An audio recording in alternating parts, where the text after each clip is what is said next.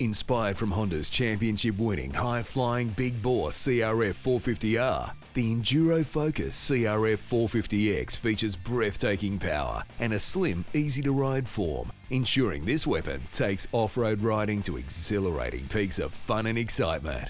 The suspension, chassis and engine are all tuned for competitive off-road riding needs. A powerful liquid-cooled 449cc 4-stroke 4-valve Unicam engine is designed to produce power across a wide RPM band for easy-to-control operation. And the 40mm K and EFCR type carburetor features 4 rollers on the flat side for light throttle effort, smooth operation, crisp throttle response and excellent rideability.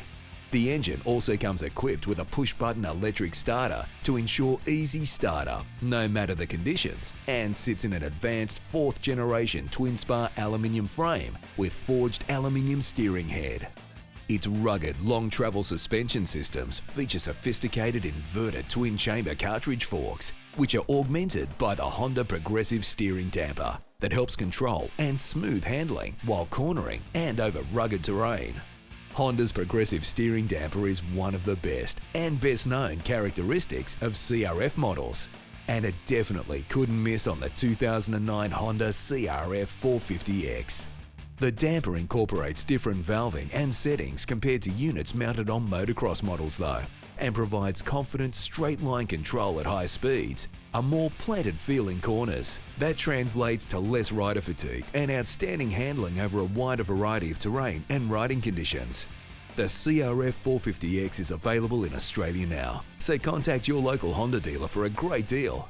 For a competitive quote on your comprehensive insurance, contact QBE Insurance, the motorcycle insurance specialists. Let's hear what our test riders thought.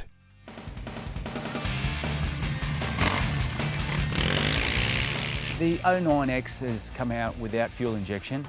There was a lot of debate whether it was going to come fuel injected or not. I don't think that's a really bad thing. It still does what it's supposed to do. It's still got enough power to get you through the bush. I tell you what, this thing is fantastic. When you first jump on it, it gives you confidence to go out and ride the trails.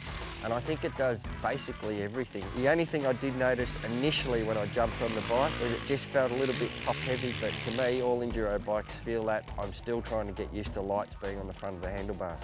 In the wet conditions that we got today, this handled very well. Good tyres, the power is very well suited to the suspension and the overall package. It's not too fast, it's not too slow, but it stops and starts and turns excellent. Out of the box, the CRF450X is fantastic for somebody like me, an intermediate rider that wants a 450. I must say personally, I don't want a 450. I think a 250 is more than enough for me, but this 450 is fantastic. The suspension's good on it, the brakes are good on it, the tyres stock standard are fantastic on it, and the engine on it has got some real power to it if you want to open it up, but if you want to ride it gently, you can still do that with this bike. As per all Honda's equipment, looks great, very good quality, good grip of seat, good handguards. It's also got electric start, which is very handy, and a Kickstarter. So you can do, either or. You get a flat battery, whatever, no problems at all. Everything seems to suit the riding style that I'm into. The power's there. There's a lot of power, let's face it, it's a 450, so there's a lot of power, but it's not instant on-off power. It's not a motocross bike, it's a very usable, tractable power. The brakes, the steering, even the suspension out of the box, I found to be quite good. The suspension on it's fairly well balanced, standard, nice and plush, a lot like the 250, very plush suspension, good clearance to get over those logs and rocks. Brakes were quite good, no problems there. The engine I found really good power all the way through, almost to the top end. Dropped off a little bit at the top, probably don't want to be revving them that hard anyway. Well, as you can see, the conditions today were quite wet, but this thing rode really well through it. It drove, it steered through it. It didn't bounce off the rocks and the tree roots as much as I thought it may have. I think still with tyre choice, that's a personal preference. I'd probably change the tyres, but the ones on it are fantastic. I would probably recommend this bike from the beginner to the pro rider. That's how much I like this bike. I think everything works on it, the ergos, everything for somebody of my standard, my height and my weight. It seems to be very, very easy to ride. This is definitely a bike that you can just roll off the floor, put some fuel in it and go riding. I've always had the Honda and it suits me right down to the ground.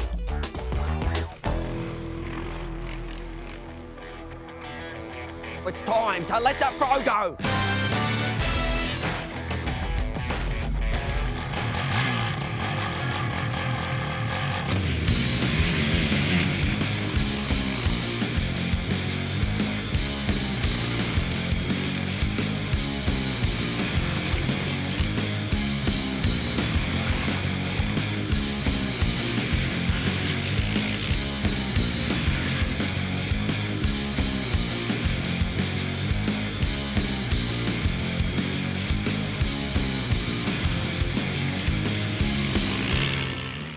Another tough one for the throw in the wet there, but he brings it in at a respectable 3:22.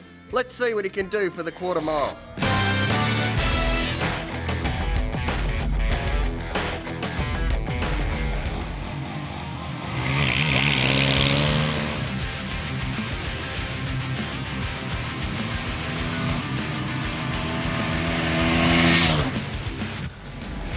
Oh, the Honda's pulled off a ripper at 8:04. That's put him on top of the list.